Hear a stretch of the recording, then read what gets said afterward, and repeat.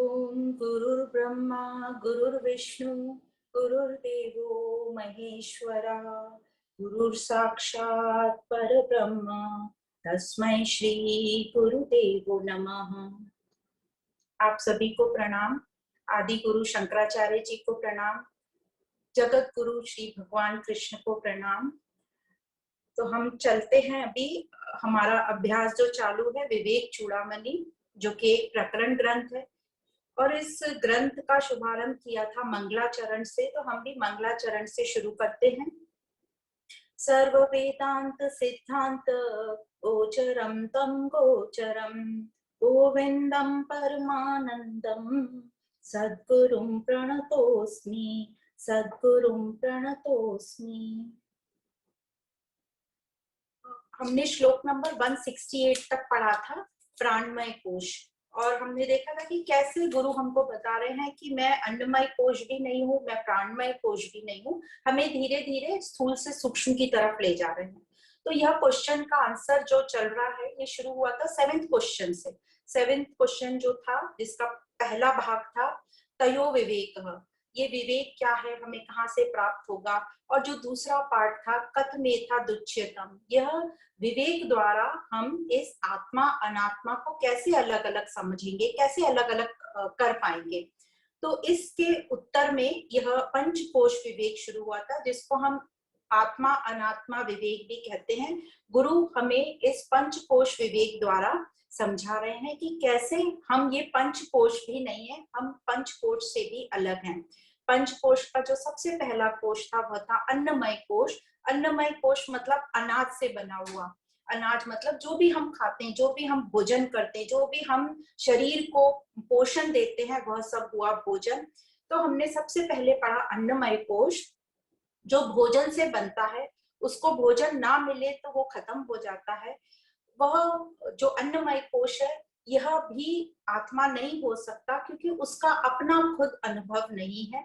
वो अन्न से ही बनता है और अन्न ना होने से वह मिट जाता है। उसके बाद सेकंड हमने पढ़ा प्राणमय कोश। प्राण मतलब जो प्राण वायु, जो हम अपने नासिका द्वारा अंदर लेते हैं और बाहर छोड़ते हैं। और फिर ये प्राणमय कोश हमने पूरा समझा, और ये हमें समझ में आया कि ये जो प्राणमय कोश है, इसकी अपनी स्वतंत्र सत्ता नहीं है, वो परतंत्र है। परतंत्र किस पर है? जीव पर, मुझ पर। जिस प्रकार हम देखते हैं कि हम अपनी ब्रीदिंग को कंट्रोल कर सकते हैं। हम सभी ने ये देखा है कि प्राणायाम या कोई भी ब्रीदिंग एक्सरसाइज में हम अपनी ब्रीदिंग को कम ज्यादा कर सकते हैं, गहरी कम गहरी कर सकते हैं। तो इसका मतलब यह प्राणमय कोश मतलब प्राणों का अपना कोई अनुभव नहीं है, अपनी कोई जागृतता नहीं है। वह किसी और पे डिपेंड करता है अपनी सजीवता के लिए। और यह जो प्राण वायु है, यह आती जाती है, यह परमानेंट नहीं रहती। इसका मतलब, और जो आत्मा है वह तो परमानेंट है, शाश्वत है। मतलब यह प्राणमय कोश आत्मा मतलब मैं नहीं हो सकता, यह भी अनात्मा है। तो इस प्रकार हमने दो कोश पढ़े, अन्नमय कोश और प्राणमय कोश। तो धीरे धीरे अन्नमय कोश पूरा स्थूल शरीर, हमारी फिजिकल बॉडी, ग्रॉस बॉडी है। और प्राणमय कोश, कई लोग इसको स्थूल शरीर में मानते हैं, कई इसको सूक्ष्म शरीर में मानते हैं। दोनों ही सही है, बस हमें समझना है। तो हम धीरे धीरे स्थूल शरीर से सूक्ष्म की ओर जा रहे हैं। और अब हमें गुरु बताते जाएंगे कि ये जो अब तीसरा जो सूक्ष्म कोश हमारे इसमें आया है लिस्ट में, वह है मनोमय कोश। मनोमय कोश मतलब जो हमारा मन है, जैसे हमारा मन चलता है, उसके ऊपर सब अभी हमें बताया जाएगा। तो मनोमय कोश से हम शुरू करेंगे, मनोमय विवेक से। यह है श्लोक नंबर 169। तो अब हमें गुरु बताएंगे कि ये मन क्या है, कैसे ये मन हमको नचाता है। ये मन ही हमारे दुखों का कारण है, मतलब बंधन है। और ये मन ही हमारे दुखों का कारण है, बंधन है। तो ये मन ही इससे हमें मुक्त कराएगा। तो कैसे हमें समझाया जा रहा है, एक एक एग्जाम्पल देके वो हम समझेंगे। तो श्लोक नंबर 169 मनोमय कोश की यहाँ शुरुआत होती है। श्लोक इस प्रकार है। ज्ञानेन्द्रियाणि च मनश्च मनोमय स्यात् कोशो मम अहमिति वस्तु विकल्प हेतु संज्ञादि भेद कलना कलितो बलियान तत्पूर्व कोशम अभिपूर्य विजृंभते यह। तो यह जो मनोमय कोश बताया जा रहा है, यहाँ पे बता रहे हैं कि जो मनोमय कोश है वो क्या है। तो मनोमय कोश बनता है मन से और 5 ज्ञानेंद्रियां से। तो मन प्लस 5 ज्ञानेंद्रियां मिलकर बनाता है मनोमय कोश। यह जो मैं और मेरा हमारे अंदर इतना पक्का है, यह इसी मनोमय कोश से जन्म लेता है और इसी से यह संचालित होते हैं। जो ज्ञान इंद्रियां हैं हमारी हमारी जो 5 ज्ञान इंद्रियां हैं, हमारी आंखें, हमारी नाक, कान, जिह्वा और त्वचा, ये पांचों जो ज्ञान इंद्रियां हैं, ये अकेले कुछ नहीं कर सकती। ये अकेले कोई भी सेंस परसीव नहीं कर सकती, मतलब कुछ भी फील नहीं कर सकती। जब तक मन इसके साथ नहीं जुड़ता है, यह कुछ भी सेंस फील नहीं कर सकती। जैसे कई बार हमने देखा होगा, ये लेक्चर चलते टाइम भी, लेक्चर चल रहा है, हमारे कान भी सब ठीक है, पर हमने कुछ देर के लिए कुछ नहीं सुना होता, क्योंकि वहां मन हमारा हमारे साथ नहीं होता। इसी प्रकार कई बार हम देखते हैं कि हमारे सामने कई दृश्य आते हैं, पर हम उन्हें देख नहीं पाते हैं, क्योंकि हमारा मन उसमें नहीं रहता है। कई बार चीज सामने पड़ी होती है पर हमें दिखाई नहीं देती, क्योंकि हमारा मन उस टाइम हमारे साथ नहीं है, मन कहीं और है। तो इस प्रकार यह जो ज्ञान इंद्रियां हैं, ये तभी काम करती हैं जब मन उसके साथ होता है। तो यह जो मनोमय कोश है, इसके बारे में बताएंगे कि ये जो मनोमय कोश जो है, अपनी भावनाओं पर आधारित और जो संसारिक वस्तु हैं, इन दोनों के आधार पर मैं और मेरा दो में विभाजित हो जाता है। मैं मतलब अहम, तो और मम मतलब मेरा। अहम मतलब मैं, और इसी मैं से मेरी अंदर की शांति भंग होती है, और ये जो मम मेरा से बाहर की शांति भंग होती है। ये जो मैं है, इसी का जो विस्तार है, मैं मतलब अहंकार, इसी का विस्तार जो है उसको कहते हैं ममकार, मतलब अहमता, मेरा होना। यह जो सब मनोमय कोश द्वारा ही होता है, मैं और मेरा का जो हमें समझ आती है। इस कोश में इतनी शक्ति होती है कि यह जो पूरे संसार में हमें भिन्नता दिखती है, ये मन ही हमें भिन्नता दिखाता है।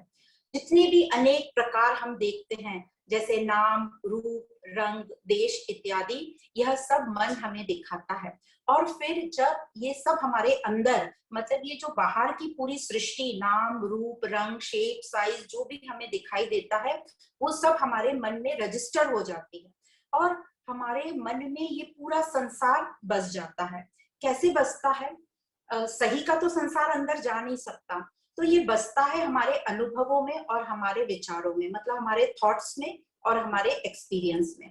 अब जैसे हमारे अंदर अनुभव, या बचपन से लेके अभी तक जो भी हमने परिस्थितियां, सीन देखे हैं, उसका हमारे अंदर अनुभव हो गया, एक्सपीरियंस हो गया है, और यही सब हमारे अंदर विचार जो है रजिस्टर हो गए, छप गए हैं। तो अब हमारा एक हमारा पर्टिकुलर सिस्टम बन गया है, जिस हिसाब से हम काम करते हैं, सोचते हैं और चलते हैं, और उसी अनुभव और विचार के आधार पे, उसी के अनुसार अब आगे जो भी हमारे सामने परिस्थिति आती है या सिचुएशन आती है, हम अपने पुराने अनुभवों के अनुसार रिएक्ट करते हैं। तो रिएक्ट कैसे करते हैं? हम 4-5 तरीके से रिएक्ट करते हैं, जैसे राग, द्वेष, काम, क्रोध, इनके द्वारा हम रिएक्ट करते हैं। अब ये जो राग, द्वेष, काम, क्रोध हैं, ये इतने पावरफुल हो जाते हैं, तो ये हमारे ऊपर हावी हो जाते हैं। यदि हमारी बुद्धि स्ट्रांग नहीं है, तो ये जो भाव है हमारे, काम, क्रोध, लोभ, मोह, विचलित होना, हलचल में आना, विक्षेपित होना, ये इतने पावरफुल हो जाते हैं कि बुद्धि पर ये भारी पड़ते हैं, और ये मनोमय कोश से ही होते हैं। इसलिए मनोमय कोश ही अपने आप को शासक, यह सब कुछ चलाने वाला समझता है, और हम भी गलती से समझ बैठते हैं कि मनोमय मतलब मन ही सब कुछ है। तो जो मन एक उपकरण था, एक इंस्ट्रूमेंट था, तो अभी इंस्ट्रूमेंट ना होके हम उसको समझ रहे हैं कि यही आत्मा है, वह इतना पावरफुल हो जाता है। तो इस प्रकार यह मनोमय कोश मैं और मेरा स्थापित करता है, और उससे हमें वैरायटी, पूरी संसार की भिन्नता दिखाता है, और वह पूरी भिन्नता हमारे अंदर रजिस्टर हो जाती है बचपन से लेके अभी तक, और हमारे पूर्व जन्मों का जितना भी हमारा एक्सपीरियंस है वह भी, और उसी प्रकार फिर हम आगे रिएक्ट करते हैं। तो ये जो मन है, ये अन्नमय और प्राणमय कोश दोनों को संचालित करता है। तो हमने कैसे देखा, अन्नमय कोश को प्राणमय संचालित करता है, अब अन्नमय और प्राणमय दोनों को मनोमय कोश संचालित करता है और खुद प्रकाशित होता है। तो सभी क्रियाएं या मनोमय कोश द्वारा होती हैं हमारे। तो हम देखते भी है ना, सब चीजें हम अपने मन से करते हैं, मन के विपरीत हम कुछ नहीं करते। तो आगे शंकराचार्य जी ने अगले श्लोक में हमारे पूरे जीवन को और ये 5 ज्ञानेंद्रियों को और कैसे हम इसमें आहुति डालते हैं, मतलब इसको एक यज्ञ की तरह हमें समझाया है। जैसे वैदिक हवन कुंड होता है, यज्ञ होते हैं, उसको कंपेयर किया है। तो हम देखते हैं कैसे शंकराचार्य जी ने इसको हमें मनोमय कोश को समझाया है। तो ये श्लोक नंबर है 170। श्लोक इस प्रकार है, पंचेन्द्रिया पंचभिरेव होत्रभिः पंचीयमानो विषयाज्य धार्या जाज्वल्यमानो बहुवास्नीन्धनेः मनोमया अग्निर्दहति प्रपंचम। तो यहाँ पर बताया जा रहा है कि यह जो पूरा हमारा जीवन है एक यज्ञ जैसा है, और यह जो शरीर है यह हवन कुंड है। इसमें जो 5 ज्ञानेंद्रियां हैं वो जो भी हवन करते हैं उसमें पंडित बैठते हैं। तो ये 5 ज्ञानेंद्रियां पंडित का रूप दिया है इनको। और जो विषय हैं वो आहुति का काम करते हैं, और जो मन है हमारा वो जो अग्नि प्रज्वलित होती है, यह मन जो है अग्नि को मन से कंपेयर किया है। तो यहाँ शंकराचार्य जी ने पूरा एक हवन विधि, एक वैदिक जो हवन हम करते हैं उसकी प्रक्रिया से हमको समझाया है कि ये कैसे 5 ज्ञानेंद्रियां काम करती हैं और कैसे ये मन जो अग्नि का रूप है, अग्नि रूपी जो मन है वो कैसे प्रज्वलित होता है। तो ये जो 5 ज्ञानेंद्रियां हैं, जैसे हमने अभी समझा कि वो है हमारे आंख, नाक, कान, जीवा और त्वचा। और जो 5 विषय हैं वो है रूप रंग एक, ध्वनि मतलब शब्द, फिर गंध मतलब जो नाक से होगा, रस मतलब जो जीवा से होगा, और स्पर्श मतलब जो त्वचा से होगा। तो ये जो ज्ञान इंद्रियां हैं, ये ज्ञान इंद्रियां द्वारा ये जो विषय हैं ये हवन कुंड में आहुति जैसे डाले जाते हैं। मतलब ये जो विषय हैं हमारे, ये घी का काम करते हैं। और जो ऑलरेडी हमारे मन में वो हवन कुंड शरीर है और उसमें जो अग्नि चल रही है वो मन है। तो ऑलरेडी हमारे मन में पहले की वासनाएं ऑलरेडी हैं। तो शरीर में ये अग्नि धधक रही है, मन के रूप अग्नि रूपी मन जो है धधक रहा है। और इसमें अब जो हम जो भी रिएक्शन देंगे अपनी परिस्थितियों के, काम, क्रोध, राग, द्वेष, तो वो उसमें घी का काम करेंगे। ये विषय को देख के जो हम विचलित होते हैं, विक्षेपित होते हैं। तो ये जो ऑलरेडी अग्नि, वासनाएं रूपी अग्नि मन में धधक रही है, वो और भी जोर पकड़ लेती है ये विषयों के आने से। जो विषय है वो आहुति के रूप में काम कर रहे हैं। तो इस रूपक में जो समझाया जा रहा है कि मन को ही अग्नि माना है, और हवन में जो अग्नि होती है, जो हम वैदिक हवन करते हैं उसमें जो अग्नि होती है उसको देवता का रूप मानते हैं और उसे ही प्रज्वलित किया जाता है। तो जब अग्नि पूरी प्रज्वलित हो जाती है तो मानते हैं कि अग्नि देवता जो है साक्षात आ गए और वो हमें आशीर्वाद प्रदान कर रहे हैं।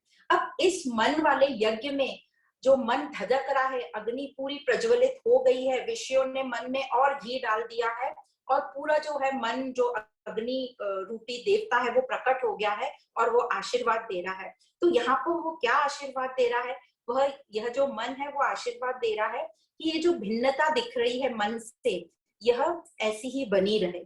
तो यह इसी को बोलते हैं संसार रूपी तप, क्योंकि यह अग्नि ऐसी ही धधकती रहेगी और विषय रूपी घी इसमें डलता ही रहेगा। तो हमें क्या महसूस होगा, हम अपने जीवन में हमेशा दुखी रहेंगे, विक्षेपित रहेंगे, विचलित रहेंगे, हलचल बनी रहेगी और हम अपना मानसिक संतुलन जो है वो खो बैठेंगे। और यह हमारे पूरे जीवन भर चलता रहता है। सिर्फ एक ही टाइम ये यज्ञ नहीं चलता, जब हम गहरी नींद में रहते हैं, जब हम सुषुप्ति में रहते हैं। सुषुप्ति में हमारा जो मन है वो लय हो जाता है, इसलिए सुषुप्ति के टाइम यह यज्ञ नहीं होता। तो बार बार ये बताया जा रहा है कि क्यों ये सब मन से हो रहा है। कैसे समझ में आया कि जब सुषुप्ति अवस्था होती है तब हम बिल्कुल भी विचलित नहीं होते, दुखी नहीं होते, तो इससे पता चलता है कि ये सब मन के ही कारण है, क्योंकि सुषुप्ति में मन लय हो जाता है। तो यहाँ पर इस एक डायग्राम बनाया है, उससे अच्छे से समझ में आ जाएगा। तो ये आप देख रहे हो, ये एक रूपक है, शंकराचार्य जी ने इसको मेटाफर बोलते हैं, रूपक यज्ञ जैसा हमारा जीवन काल बताया है। तो ये हमारा यज्ञ पूरे जीवन भर चलता है। आप चारों तरफ देख रहे हैं 5 ज्ञानेंद्रियां हैं, और जो शरीर है वो हवन कुंड है, जो अग्नि है वो मन है, और जो 5 विषय हैं रूप रंग गंध रस और स्पर्श शब्द, ये जो पांचों ज्ञानेंद्रियां हैं यह आहुति दे रही है रूप रंग गंध और स्पर्श और शब्दों की हवन कुंड में। तो जैसे ये आहुति दे रही है, यह आहुति घी का काम कर रही है, जिससे ये जो मन रूपी अग्नि है ये और धधक रही है, और यह जीवन का हमारा यज्ञ चलता रहता है। सिर्फ सुषुप्ति में ही यह यज्ञ नहीं चलता। तो हमारे पूरे जीवन भर में ये जब तक हम ज्ञान से इसको रोकेंगे नहीं, ये जो विषयों को घी के समान जो हम अपने मन में डाल रहे हैं, जब तक हम इसको रोकेंगे नहीं, तब तक ये हमारा जीवन का संसार तप जिसको कहते हैं ये चलता रहेगा।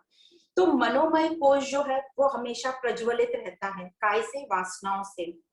और 5 जो ज्ञान इंद्रियां हैं वो विषय रूपी घी आहुति देती रहती हैं, और वासना रूपी अग्नि और प्रज्वलित हो जाती है, मतलब मन को पोषण मिलता जा रहा है। और क्योंकि वासनाओं के बढ़ने के कारण, और ये इंद्रियों के जो विषय हैं उसी से हो रहा है। तो यदि हम विषयों को, विषय जो है इन्हीं को ही नकार दें, या इन्हीं से ही हम वैराग ले लें, या इन्हीं का हम हवन कर दिया जाए, तो ये जो संपूर्ण संसार का हमें प्रपंच दिखाई देता है, जो दुख होता है, विक्षेपता आती है, वह समाप्त हो जाएगा। तो यहाँ बताया प्रपंच लीन, जैसे ही ये हम विषयों को से वैराग ले लेंगे तो ये पूरा प्रपंच जो है खत्म हो जाएगा, मतलब जब मन ही समाप्त हो जाएगा। तो आगे बताएंगे। तो विषयों के प्रति आसक्ति का त्याग कर देने से जो हमारे मन जो बंधन कर रहा है, मन जो दुखी कर रहा है, उससे हम मुक्त हो जाएंगे।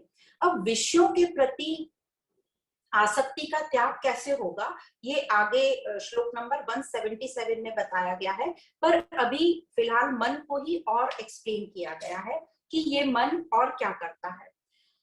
तो श्लोक नंबर 171,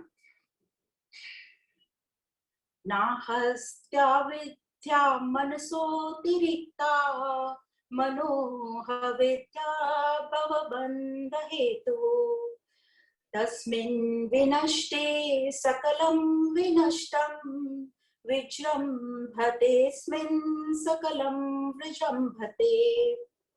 तो यहाँ बोल रहे हैं कि मन के अलावा और कोई अविद्या नहीं है, सिर्फ मन ही इकलौता बंधन का कारण है। इसलिए सिर्फ मन को ही नष्ट किया जाए तो सब हमारे बंधन नष्ट हो जाएंगे, और मन के आते ही पूरा संसार फिर से जन्म ले लेगा, पूरा संसार फिर से शुरू हो जाएगा। तो इस प्रकार इस श्लोक में कहा जा रहा है कि मन ही अविद्या का कारण है। और ये अविद्या क्या है? तो जिस प्रकार हमने पढ़ा था का माया ही अविद्या है, और ये माया क्या है? ईश्वर की त्रिगुणात्मक शक्ति, सत्वगुण, रजोगुण और तमोगुण। यह तीनों गुण हमारे मन पर काम करते हैं, और यही तीनों बंधन का कारण है। तो इस प्रकार मन के अलावा दूसरी कोई अविद्या नहीं है। संसार में मन ही बंधन है, ऐसा वो प्रूफ करते जा रहे हैं। तो मन ही हमको कहता है बार बार कि तू ऐसा कर ले, तू ये बन जा, तू यहाँ मत जा, तू इसको खा ले, इसको नकार दे, इससे तू नापसंदी कर। तो ये जो हमें मन को ही कंट्रोल करना है, मन को ही रोकना है। मन को कंट्रोल करना और मन को रोकना मतलब मन को ही हमें दिव्य बनाना है। तो ये मन कैसे हमारा श्रेष्ठ बनेगा? जब मन लय हो जाएगा, जब हमारे में बनने बनाने से हम ऊपर उठ जाएंगे, जब हम सुख दुख से ऊपर उठ जाएंगे, मतलब हम स्वीकार भाव में आ जाएंगे, हमारे में समता आ जाएगी। तो ये मन को ही श्रेष्ठ बनाने की विधि बता रहे हैं। तो ये कैसे होगा मनोलय या मन का नाश? जब होगा जब हम इंद्रियों को कंट्रोल में करेंगे, इंद्रियों को संयम में रखेंगे। और इंद्रियों को संयम में हम कैसे करेंगे? इंद्रियों को संयम में लाने के दूर होना है। तो अब ये विषयों को दूर कैसे होंगे हम? तो उसके लिए एक ही उपाय है, शास्त्रों का श्रवण करना। शास्त्रों का जो श्रवण हमने किया है उसका चिंतन मनन करके उसका ध्यान करना। अब जब ये सत्य का हमें ज्ञान होगा, मतलब शास्त्रों को पढ़ के जब हमें सत्य का ज्ञान होगा, मतलब हमारी गलत जो भी धारणा है वो समाप्त होंगी, वो हट जाएंगी और मन हमारा सतोगुण में आ जाएगा, सतो प्रधान होगा, मतलब तमोगुण और रजोगुण कम होता जाएगा और जो हमारा मन है वो सतो प्रधानता में आएगा। मतलब माया हमारी हटेगी और हमें हमारे स्वरूप की पुनः स्मृति होगी। तो इस प्रकार इस श्लोक में बता रहे हैं कि मन ही अविद्या का कारण है, इसलिए ये मन आत्मा हो ही नहीं सकता। तो आगे के श्लोक में, तो श्लोक नंबर 172, स्वप्ने अर्थ शून्ये सृजति स्वका शक्त्या भोक्त्रादि विश्वम मन एव सर्वम तथैव जाग्रत यपि नो विशेषः तत्सर्वमेतन् मनसो विजृंभणम्। स्वप्न अवस्था में मन ही जो स्वप्न अवस्था, मन ही जो सपना देखता है, मन ही हमारा स्वप्न संसार रचता है और स्वप्न जो अनुभव करने वाला होता है वह भी मन ही होता है। तो इसी प्रकार जागृत में भी जब सब मन का विस्तार है, मन ही अपना संसार बनाता है। जैसे सपने में मन ही सब कुछ बनता है, मन ही देखने वाला बनता है, मन ही संसार रचता है, उसी प्रकार जागृत में भी जो है, जो हम सब कुछ जागृत में देखते हैं वो मन का ही विस्तार है, मन ही ये पूरा संसार बनाता है। जैसे सपने में मन ही सब कुछ बन जाता है, जैसे बता रहे हैं वही, वैसे ही जागृत में भी मन ही सब कुछ बन जाता है। तो जागृत में हम जो भी कुछ देखते हैं, महसूस करते हैं, वह भी एक इल्यूजन है, भ्रम है हमारा, वह कुछ है ही नहीं, सिर्फ हमारा भ्रम है। ये सब जो है मन का ही खेल होता है, मन ही हमको अलग अलग तरीके से नचाता है। तो मन को ही हमें रोक लगाना है। मन को यदि हम रोक लगाएंगे, मतलब मन को जब हम दिव्य बनाएंगे, मन को श्रेष्ठ बनाएंगे, तो ये संसार भी हमारा रुक जाएगा। तो जो हर व्यक्ति का अपना जो मन होता है वो अलग होता है, इसलिए हर व्यक्ति का संसार भी अलग अलग होता है।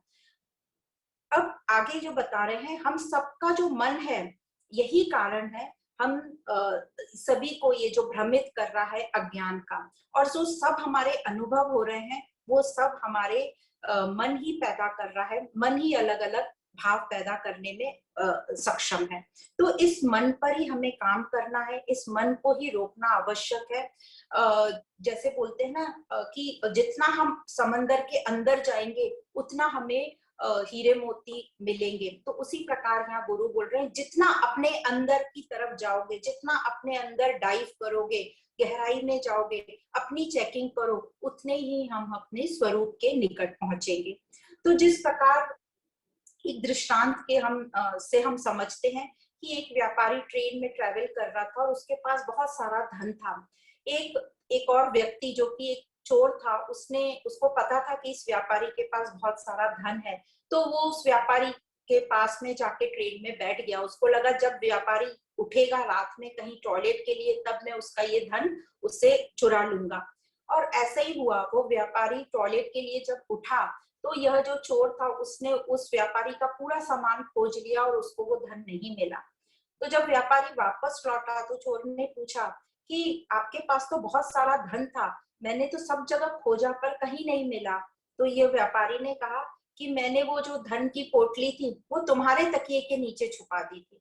तो कहने का तात्पर्य, हम दूसरों को सब निरीक्षण कर लेते हैं, दूसरों को सब देख लेते हैं कि वह कैसा है, पर हम अपना स्वयं का निरीक्षण नहीं करते। तो यहाँ पर गुरु यही बता रहे हैं कि सर्वप्रथम हमें अपने अंदर झांकना है, अपनी अंदर की चेकिंग करना है, तभी हम अपने स्वरूप के करीब पहुंच सकते हैं। तो सपने में हमें जो भी दिखता है हम उसे नकार देते हैं, सपने को हम कभी सत्य नहीं मानते, पर जागृत अवस्था में हम जो भी देखते हैं उसको रियल मानते हैं। क्योंकि जागृत अवस्था में क्या होता है, हमारी ज्ञान इंद्रियां जो है सब अलर्ट हो जाती हैं और विषय मन में प्रवेश कर लेते हैं ज्ञान इंद्रियों द्वारा। और ये जो विषय जो है खुद तो फिजिकली नहीं हमारे अंदर आते हैं, उनका रिफ्लेक्शन, उनकी इमेज हमारे मन में छप जाती है। तो जिस प्रकार मनुष्य को पता होता है कि ये जो दर्पण में रिफ्लेक्शन, मतलब दर्पण में जो हम देखते हैं वो रियल नहीं होता, वो उसको नकार देता है, दर्पण में जितनी देर जरूरत होती है देखता है और आगे बढ़ जाता है, क्योंकि मनुष्य के पास वो बुद्धि होती है। पर पशु पक्षियों के पास वो बुद्धि नहीं होती। तो जब भी वो दर्पण में देखते हैं और अपना ही प्रतिबिंब सामने देखते हैं, तो वो उनको लगता है कि हमारा कोई दुश्मन आ गया है, और वो दर्पण के ऊपर चोंच मारने लगते हैं या दर्पण से झगड़ा करने लगते हैं, और उस दौरान उनको चोट लग जाती है, दुखी सुखी होते हैं। तो उसी प्रकार कह रहे हैं हम भी वही करते हैं। तो यहाँ पर गुरु बता रहे हैं कि मनुष्य के पास क्योंकि बुद्धि है, तो जिस प्रकार हम सपने को नकार देते हैं, उसी प्रकार हम जागृत अवस्था को भी नकारें, उसको भी हम सत ना समझें। तो अपनी बुद्धि का हमें यूज करना है। तो जो जीवन मुक्त पुरुष होते हैं, जो जीवन मुक्त इंसान होते हैं, वो काम तो हमारे शरीर मन बुद्धि से ही करते हैं, अपने शरीर मन बुद्धि से, पर उनमें वो आसक्त नहीं होते। उनको बहुत अच्छे से पता होता है कि ये मेरा उपकरण है, शरीर मन बुद्धि जो है एक इंस्ट्रूमेंट है जिनके द्वारा मैं काम करूंगा, पर मैं यह नहीं हूं। तो जो मनोमय कोश है वह भी आत्मा नहीं हो सकता, ऐसा गुरु हमको बता रहे हैं। अब आगे जो बता रहे हैं इसी को ही आगे कंटिन्यू करा है, श्लोक नंबर 173। इसमें बता रहे हैं कि सुषुप्ति में मतलब नींद में क्या होता है। पहले वाले श्लोक में बताया कि सपने में मन कैसे काम करता है, अब नेक्स्ट श्लोक में बता रहे हैं, श्लोक नंबर 173 में सुषुप्ति में क्या होता है। सुषुप्ति काले मनसि प्रलीने नवास्ति किंचित सकल प्रसिद्धे अतो मनः कल्पितेव पुंसः संसार एतस्य न वस्तुतोस्ति। जिस प्रकार सुषुप्ति में मतलब नींद में यह मन पूरा लय हो जाता है और हमें कुछ भी अनुभव नहीं होता, यह अनुभव सबका सेम होता है। कोई भी संसार में किसी का भी नींद का अनुभव एक दूसरे से अलग नहीं होता, हम सबका नींद का अनुभव सेम होता है। तो जब मन नहीं होता तो संसार भी नहीं होता, संसार का हमें कोई अनुभव नहीं होता। तो तात्पर्य यह हुआ कि जागृत में जो संसार की हमें प्रतीति हो रही थी, होती है, वह सब जो है मन का ही विस्तार है। मन ही हमको नचाता है, मन ही हमारे साथ ट्रिक्स करता है, मन ही हमारे साथ हमको मूर्ख बनाता है, मन ही हमारे साथ खेल खेलता है। तो मन है तो संसार है, और मन द्वारा ही हमें ये सब दिखाई देता है।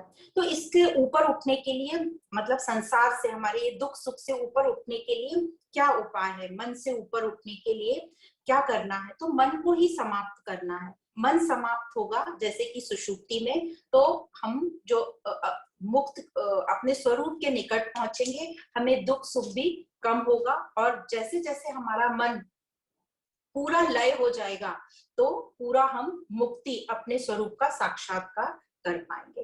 तो मन से ही बंधन है और मन ही हमें मुक्ति की ओर ले जाएगा।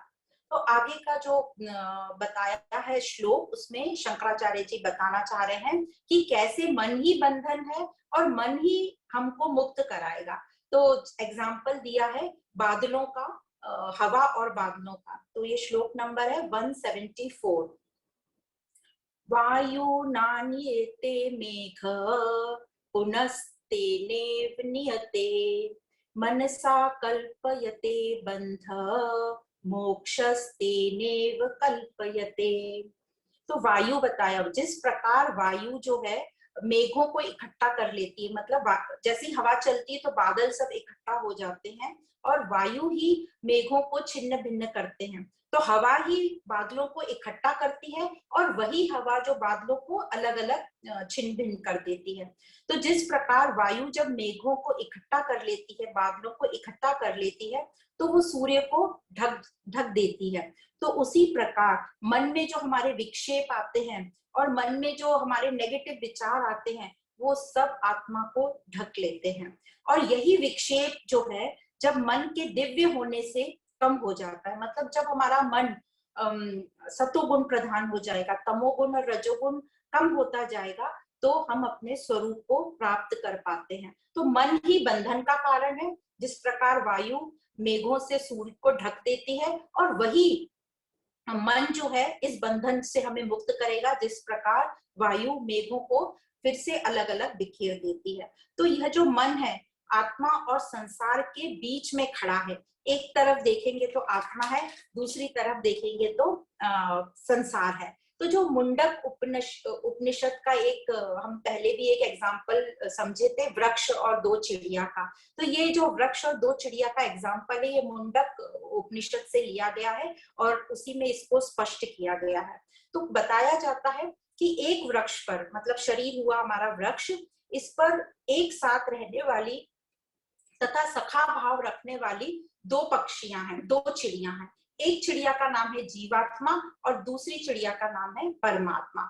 ये एक ही वृक्ष मतलब एक ही शरीर का आश्रय लेते हैं। जीवात्मा मतलब जो नीचे डाली पर चिड़िया बैठी है उसको जीवात्मा कहेंगे, जो सब फल खाने में और उसी में मस्त है, उसी को भोग रही है, आसक्ति में डूबी हुई है और फिर अपने आप को ही असमर्थ मान रही है और दुखी हो रही है। आसक्ति है तो उसके हिसाब से जब आसक्ति हो जाती है, हम किसी से बहुत अटैच हो जाते हैं और वो हमारे हिसाब से काम नहीं करता तो हम दुखी होते हैं। तो उसी को कह रहे हैं कि आसक्ति में डूबी रहती है वो चिड़िया जीवात्मा और फिर अपने आप को ही असमर्थ मानती है और दुखी होती है और शोक करती रहती है। तो जब तक उसको ज्ञान नहीं प्राप्त होगा वो नीचे डाली पे ही बैठी रहेगी और भोगों को, फलों को भोगती रहेगी। पर जो ऊपर डाली पर बैठी है पक्षी, वह, उसकी जो स्थिति है वो परमात्मा वाली है। तो ऊपर जो डाली पर चिड़िया बैठी है वो है परमात्मा। तो इसमें बनाने की कोशिश करी है बताने की, शायद समझेगा। तो ये हमारा संसार वृक्ष है, हमारा शरीर है। इस पर आप देखेंगे दो डालियों पर चिड़िया बैठी है, एक नीले रंग की चिड़िया जो जीवात्मा है और एक जो ऊपर डाली पर बैठी है वो है परमात्मा, जो लाल रंग की चिड़िया है। तो इस प्रकार मन ही जो है, ये जो जीवात्मा नीचे जो चिड़िया बैठी है ये फलों को भोग रही है और वो उसी में बिजी है, एक डाल से दूसरी डाल पर सब फलों को भोगेगी। पर जो ऊपर डाली पर चिड़िया बैठी है जिसको हम परमात्मा कह रहे हैं या हम उसको आत्म स्वरूप कह सकते हैं, शुद्ध आत्म स्वरूप, वह भोग नहीं, फलों को नहीं खा रही है, वो भोग नहीं भोग रही है, पर वो दृष्टा है, वो सब कुछ अच्छे से देख पा रही है इस शरीर को, इस मन को, बुद्धि को, कि ये सब उपकरण है और मुझे इसका यूज करना है। वो ऊपर की डाली पर बैठी है मतलब वो दूर दूर तक सब कुछ देख सकती है, वो पास्ट फ्यूचर प्रेजेंट सब कुछ देख सकती है। पर जो नीचे डाली पर बैठी है वो सिर्फ अपने भोगों में लगी है। तो इस प्रकार इस वृक्ष, मुंडक उपनिषद में ये वृक्ष से एक्सप्लेन किया है, दो डाली, एक डाली पर, एक वृक्ष पर दो चिड़िया।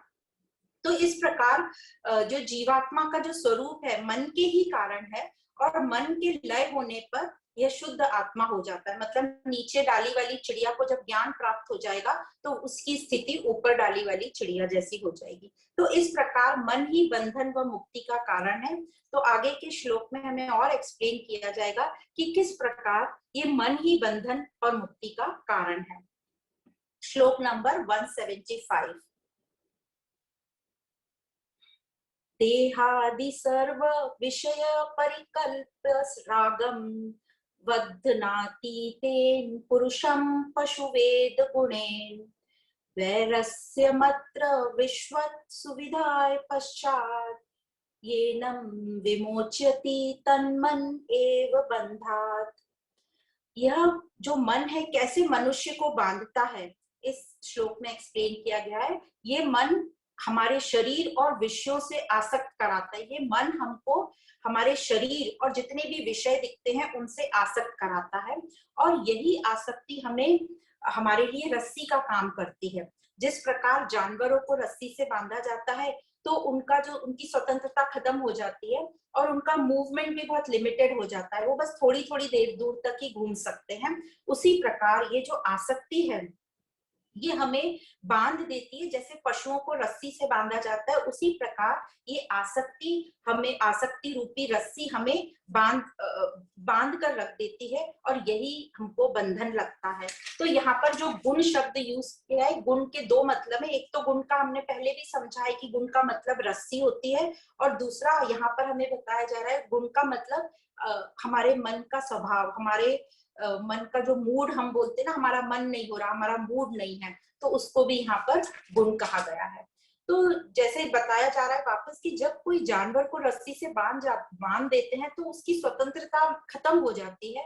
तो उसी प्रकार आत्मा को मानो गुणों द्वारा हम बंधा प्रतीत करते हैं। तो जो आत्मा का गुण था, सर्वव्यापकता, असीमितता, सर्वज्ञता, तो उसको छोड़ मतलब हम जो आत्मा थे जिनका ये सब गुण था, सर्वज्ञता, सर्वव्यापकता, उसको हम छोड़कर अपने आप को हम सीमित जीवात्मा महसूस करते हैं। तो ये सिर्फ हमारे मन की कल्पना है, ये सब मन की ही रचना है। तो यही मन हमें बंधन से मुक्त कराएगा, मतलब स्वतंत्र करा सकता है। तो मन ये जो इस सीमित मतलब जीवात्मा मतलब हम अपने आप को सीमित महसूस कर रहे हैं, तो मन ही इस जीवात्मा रूपी सीमित को वापस असीमित मतलब अनलिमिटेड शाश्वत तक ले जा सकता है। अब यह जो मुक्ति है कैसे होगी? ये मुक्ति विषयों से अनासक्त होकर ही हो सकती है, इसके अलावा इसका और कोई दूसरा उपाय नहीं है। तो इस विषयों से अनासक्त होना मतलब वैराग्य से, विषयों के प्रति वैराग्य से। अब ये वैराग्य शब्द सुनकर हम थोड़े दुखी हो जाते हैं, पर यहाँ पर वैराग्य को आगे बहुत अच्छे से एक्सप्लेन किया। वैराग्य मतलब जो मेरे यूज का नहीं है, जो मुझे परमानेंट आनंद या परमानेंट हैप्पीनेस नहीं दे सकता। तो विषयों के प्रति वैराग्य से, और यह कब होगा विषयों के प्रति वैराग्य? जब हमें ये अच्छी तरह समझ आ जाएगा। क्या समझ आ जाएगा? कि विषयों में आनंद नहीं है, इन बाहरी संसारिक चीजों में टेम्पररी खुशी हमें भले ही मिल सकती है, पर परमानेंट जो मेरा आनंद स्वरूप है इन विषयों से प्राप्त नहीं हो सकता। तो जब हमें ये पक्का समझ, हमारे अंदर ये विचार फिट हो जाएगा, हमारे अंदर एक आइडिया फिक्स हो जाएगी कि ये विषय हमें कभी भी आनंद नहीं दे सकते। ये जो विषय है, दो शब्द यहाँ यूज करें, ये विषय वैरस्य है मतलब टेस्टलेस हैं, और ये बाहरी हैं, ये टेम्पररी हैं, क्योंकि प्रकृति परिवर्तनशील है, इसलिए ये आनंद और तृप्ति हमें कभी नहीं दे सकते। और यही बंधन से हम, यही मन जो है, जब हम विषयों से वैराग ले लेंगे, मतलब जब हमें अच्छे से समझ जाएगा कि ये विषय हमें परमानेंट हैप्पीनेस नहीं दे सकते, तभी हम बंधन से मुक्त होंगे। और यह वैराग्य कैसे होगा? जैसे बताया जा रहा है, सिर्फ मन से, क्योंकि हम सब काम अपने मन से करते हैं, जो हमारा मन नहीं करता हम नहीं करते। इसीलिए बार बार मन को बीच में ला रहे हैं कि अपने मन को समझाओ, अपने मन को कंट्रोल करो, अपने मन को रोको, अपने मन को ज्ञान स्वरूप बनाओ, प्रेम स्वरूप बनाओ, ताकि ये मन समझ पाए कि ये सब विषय हमारे काम के नहीं है। उनको हम यूज करेंगे, जितना जरूरी है उतना अवश्य उसे हमें संसार में जो भी व्यवहार रखने के लिए ये विषयों की जरूरत है उतना हमें जरूर यूज करना है, पर उससे ज्यादा नहीं, जरूरत से ज्यादा नहीं। तो मन से ही बंधन है और मन से ही मुक्ति है। यही माया है, यही अविद्या है जो हमें सत से दूर ले जाती है और हमें सत को पहचान कराने से देरी कराती है। तो इस प्रकार यही श्लोक को और आगे बताया जा रहा है कि कैसे, और स्पष्ट कराया जा रहा है कि कैसे मन ही बंधन और मन ही मुक्ति का कारण है। तो श्लोक नंबर 176, तस्मान् मनः कारणमस्य जन्तो बन्धस्य मोक्षस्य च वा विधाने बन्धस्य हेतुर्मलिनं रजोगुणैः मोक्षस्य शुद्धं विरजस्तमस्तकम्। तो तस्मान मतलब इसलिए, जो पहले श्लोक में कारण बताया जा रहा है कि मन ही मुक्ति का कारण है और बंधन का, उसी को यहाँ पर स्पष्ट कर रहे हैं। क्या स्पष्ट कर रहे हैं? कि यह जो भाव है बंधन और मुक्ति का, ये हमारे मन की अवस्था है, ये हमारे मन की कल्पना ही है कि हम बंधे हुए हैं या हम मुक्त हैं। तो जब मन रजोगुण के प्रभाव में होता है तब उसे बंधन लगता है, और जब वो रजोगुण और तमोगुण से फ्री होता है तो वह मुक्ति के रास्ते पे चल पड़ता है। मतलब मतलब मुक्ति के रास्ते पे चल पड़ता है मतलब ज्यादा से ज्यादा वो सतोगुण में आ गया है। जैसे जैसे तमोगुण और रजोगुण कम होगा, ऑटोमेटिक वो मन जो है सतो प्रधान बनता चला जाएगा। सतो प्रधान मतलब वो किसी से भी विचलित नहीं होगा, किसी से भी प्रभावित नहीं होगा। तो विचलित और प्रभावित नहीं होना मतलब स्वीकार भाव में रहेगा, समता भाव में रहेगा। तो इस अवस्था को कहते हैं सत्व अवस्था। तो जिस प्रकार हमारा ही यदि जीभ हमारे ही दांत से दब जाती है तो हमें कष्ट तो होता है, दर्द होता है, पर हम शिकायत नहीं करते, उसको स्वीकार करते। क्यों करते हैं? क्योंकि मैं अपनी कंप्लेन किससे करूं, मैं अपने ही विरुद्ध कैसे जाऊं। तो उसी प्रकार जब मन सतो प्रधान हो जाता है तो वो बाहरी कोई भी परिस्थितियों से वो दुखी नहीं होता, उसको कंप्लेन नहीं रहती, क्योंकि वो समता में आ गया, एकत्व भाव में आ गया। तो किससे कंप्लेन करे और किसकी कंप्लेन करे, यह स्थिति उसकी आ जाती है। और यह स्थिति को ही कहते हैं सत्व की स्थिति। यह जो सत्व है यह भी 100% नहीं होता, क्योंकि प्रकृति में कोई भी चीज 100% नहीं होती। 100% प्योरिटी तो वो फिर सत्य हो जाएगा। 100% प्योर तो शुद्ध एक ही है और वो है परमात्मा, जिसको हम कहते हैं सत्य। और अभी हम सत्व गुण में हैं। तो क्या करेंगे यदि हम 100% प्योर नहीं हो सकते? तो हमें करना यही है कि हमें सत्व तक आना है, मतलब रजोगुण और तमोगुण को हमें कम करते जाना है, ताकि हम ज्यादा से ज्यादा सत्व गुण में रहें। और ये सत्व गुण में रहना मतलब ये उत्तम अवस्था है।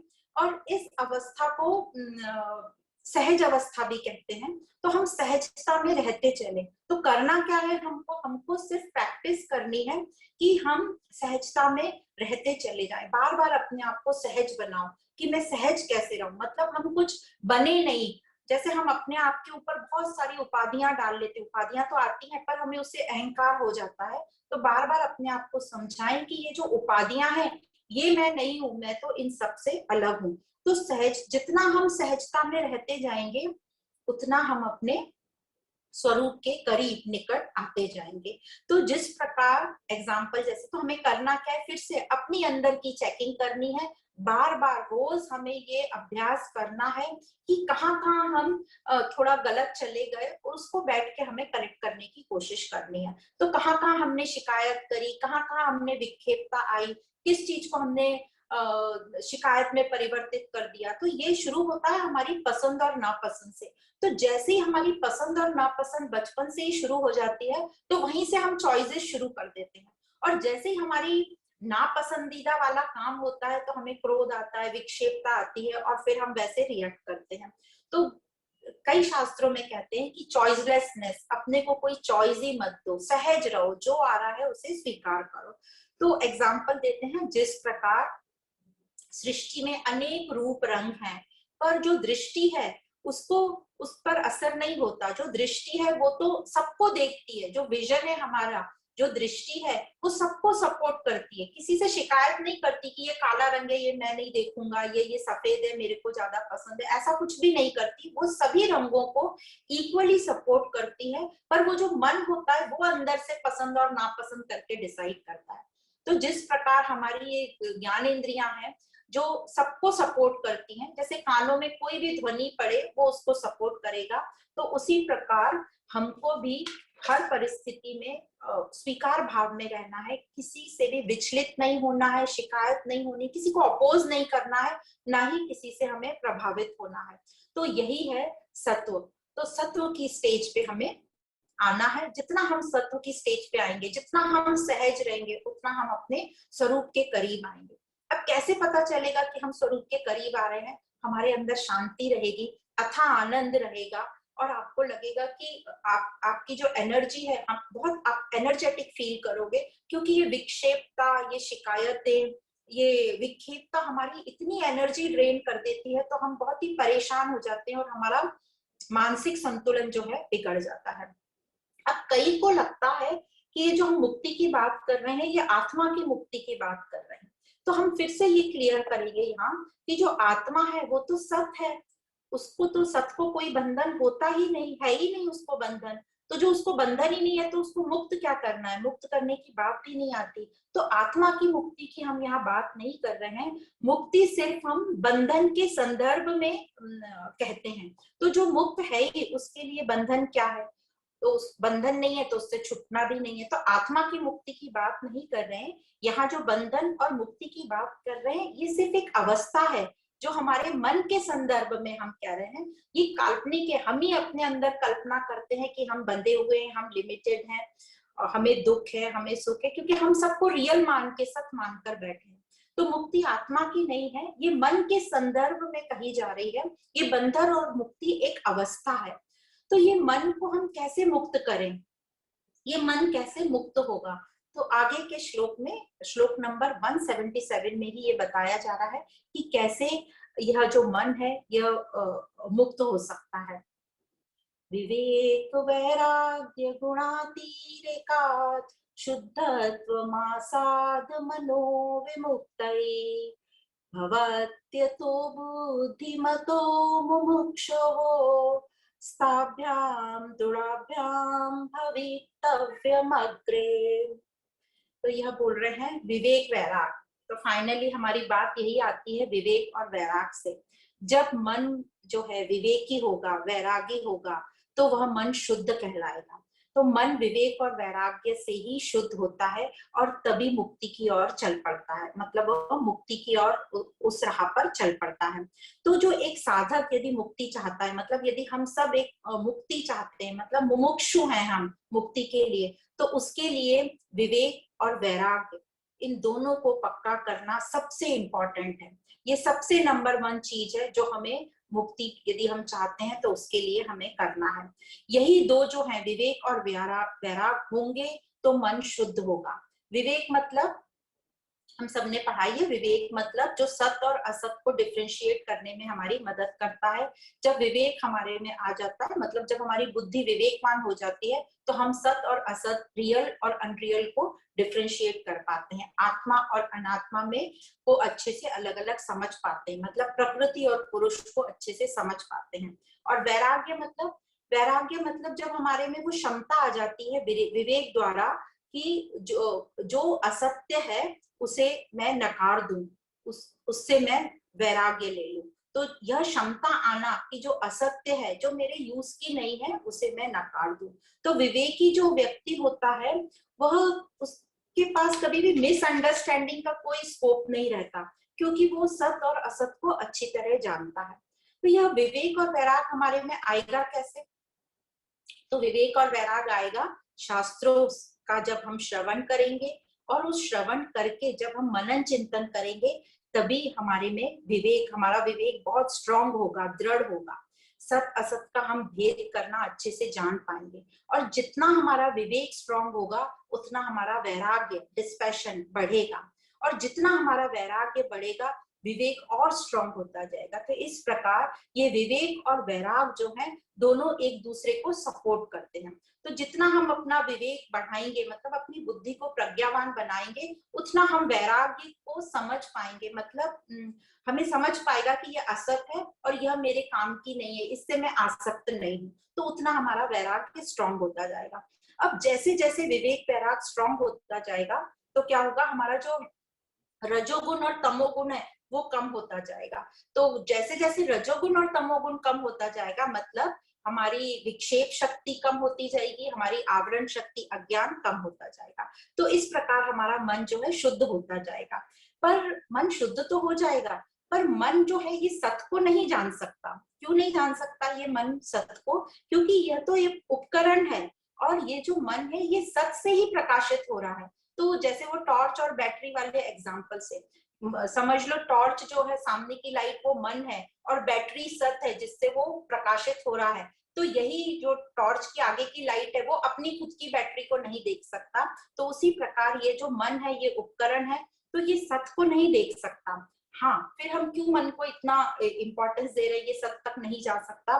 पर यही जो है मन, ये शुद्ध मन जो है, यही एक साधन है। यही जो मन एक मुख्य स्रोत्र है, एक कैटलिस्ट की तरह काम करता है। ये एक प्रेरक की तरह, उत्प्रेरक की तरह काम करता है हमें अपने सत्स्वरूप तक जाने के लिए। तो जैसे ही मन शुद्ध होता जाता है, हमारी जो अहमता ममता जो हुई थी, मैं और मेरा, वो समाप्त होता जाता है। तो इसलिए जो मुमुक्षु होते हैं, मतलब जिनको तीव्र इच्छा है मुक्ति की, वह विवेक और वैराग दोनों को दृढ़ करते हैं। दोनों का दृढ़ होना जरूरी है। एक से भी एक को हम दृढ़ कर लेंगे तो हमारा काम नहीं बनेगा। तो मोक्ष की प्राप्ति की जिनकी इच्छा होती है, उनके लिए यह विवेक और वैराग्य दोनों को दृढ़ करना अनिवार्य है। जिस प्रकार एक पंछी को उड़ने के लिए 2 पंख लगते, एक पंख ना हो, काट दिया जाए तो वो एक पंख से नहीं उड़ सकता। उसी प्रकार साधक के लिए या जिसको मुक्ति या मोक्ष की इच्छा है उसके लिए ये जो विवेक और वैराग्य है दो पंख की तरह है।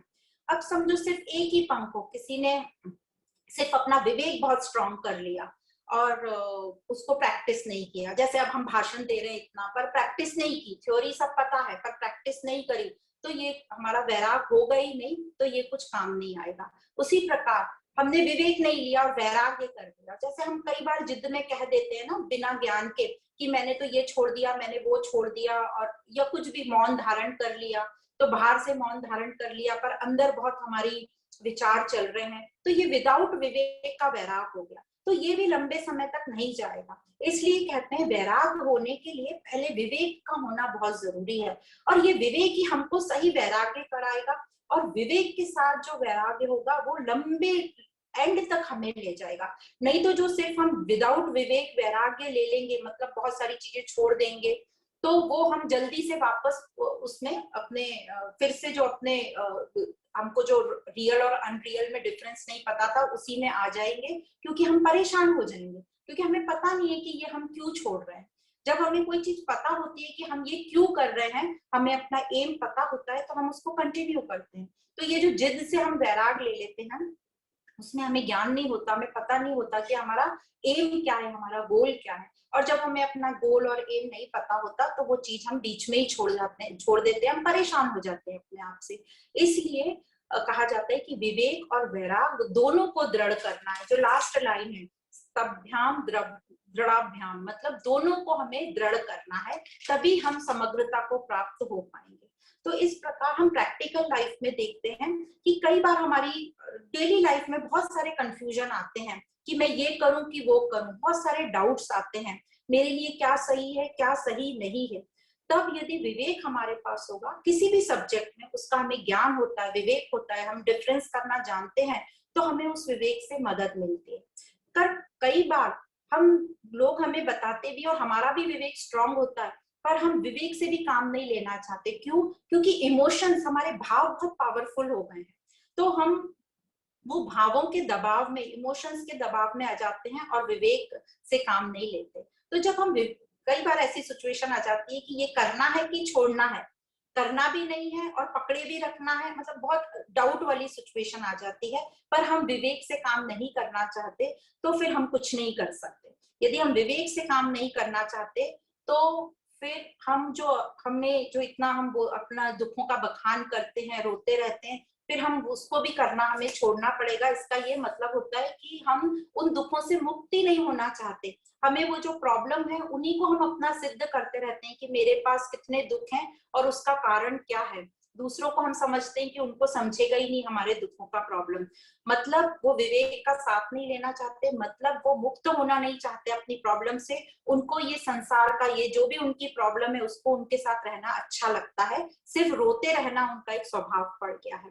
तो इस प्रकार कई लोगों को अपने ये संसारिक दुखों के साथ रहने में मजा आता है, उससे उनको आसक्ति हो गई है, पर दूसरों के सामने वो सिद्ध करते रहते हैं कि हमें इतना प्रॉब्लम है और रोते रहते हैं, पर वो विवेक से काम नहीं लेते। तो ऐसे लोग मुक्ति नहीं होना चाहते, तो उनको ज्ञान देने का भी कोई बहुत मतलब नहीं होता, क्योंकि वो स्वीकार ही नहीं करते। तो इसी प्रकार इस श्लोक के साथ आज हम ये मनोमय कोश ही चल रहा है, इसको हम आज यहाँ विराम देंगे। आगे के श्लोकों में मनोमय कोश ही कंटिन्यू होगा। तो आगे बताया भी जाएगा कि जिस प्रकार अन्नमय कोश और प्राणमय कोश अनात्मा है, मनोमय कोश भी अनात्मा है। और आगे हम देखेंगे कि गुरु हमको मनोमय कोश में और क्या बताना चाहते हैं। मनोमय कोश में कुछ कुल 17 श्लोक हैं, 169 से 185 तक। तो अभी हमने 177 तक करा है, अब फ्राइडे को हम 178 से शुरू करेंगे। तो एक और सुंदर दृष्टांत के साथ आज समाप्त करेंगे। जैसे हम मानते ही नहीं है कि हम एक दिव्य आत्मा है, या कोई हमें बोले कि आप दिव्य आत्मा हो, तो हम बोलेंगे नहीं नहीं, हम कहाँ, हम में तो इतनी बुराइयां हैं, हम तो इतने गलत काम कर लेते हैं, इतने हमारे विचार गलत चलते हैं। तो एक सुंदर सा दृष्टांत सुना था हाल ही में, वो मैं सुनाना चाहूंगी आपको। एक बार जल मतलब पानी, जल डिसाइड करता है कि मैं सबको ज्ञान देता हूँ, तो वो सबको इनवाइट करता है अपने लेक्चर के लिए। तो वो इनवाइट किस किस को करता है? वो इनवाइट करता है समंदर को, फिर वो इनवाइट करता है लहरों को, वो इनवाइट करता है बूंदों को, बुलबुलों को, फिर इनवाइट करता है गटर के पानी को, फिर यमुना जी को, गंगा जी को। इस प्रकार वो इन सबको इनवाइट करता है। सब लोग पहुंचते हैं और जो जल महाराज है वो अपना भाषण शुरू करते हैं। तो कहते हैं कि जो आप सब हैं वो दिव्य आत्मा है, आप सब परमात्मा का स्वरूप है। बस इतना ही बोला था। इतने में समुद्र बोलने लगा, अरे मैं कहाँ परमात्मा, मैं तो बड़ा ही नमकीन हूँ, मैं तो खारा हूँ, कोई मुझे पी भी नहीं सकता। उसकी बात सुनकर बुलबुला बोला, अरे मैं तो हो ही नहीं सकता परमात्मा, मैं तो जरा में फूट जाता हूँ। उसकी बात सुनकर लहरें बोली, अरे हम कहाँ दिव्य हो सकते हैं, हम तो लहरें हैं, आती हैं और चली जाती हैं। उसकी बात सुनकर जो गटर का पानी था वो बोला, अरे मैं तो दिव्य हो ही नहीं सकता, मैं तो गटर का पानी हूँ, लोग मेरे को नाक बंद करके सफाई करते हैं, मेरे में इतनी गंध है। इन सबको सुनकर यमुना और गंगा को थोड़ा अभिमान आया। वो बोले, हम दिव्य नहीं, हम तो महादिव्य हैं। तो जल को समझ गया कि कोई भी अपने आप को दिव्य मानने को तैयार नहीं है। यहाँ तक कि गंगा और यमुना भी बोल रहे हैं कि हम तो दिव्य नहीं, दिव्य से भी ऊपर कुछ है। तो इन सबको ज्ञान देना का कोई महत्व नहीं है। तो इसी प्रकार हम भी अपने आप को नकार देते हैं, अपने आप को बहुत सीमित समझते हैं, छोटा समझते हैं। तो हम अपने आप में ये बात समझें कि हम परमात्मा ही हैं, हम आत्मा स्वरूप ही हैं और अपने ऊपर हम काम करना शुरू करें। पर किसी कारणवश हम अपने आप को आत्मा महसूस नहीं कर पा रहे, उस कारण को हम ढूंढे और उस पर काम करें। तो जितना आप अपने आप को समझेंगे और अपने आप को पहचानना शुरू करेंगे, उतना ही जल जैसा जो महात्मा है वो हमारे पास आएगा और ज्ञान देगा। यदि हम अपने आप को नकारते रहेंगे तो हमारे पास कोई नहीं आने वाला और हमें ये ज्ञान मिलने भी नहीं वाला। तो इस प्रकार ये सुंदर दृष्टांत के साथ हम आज का यहाँ पर समाप्त करते हैं सेशन। आप सभी को बहुत बहुत धन्यवाद।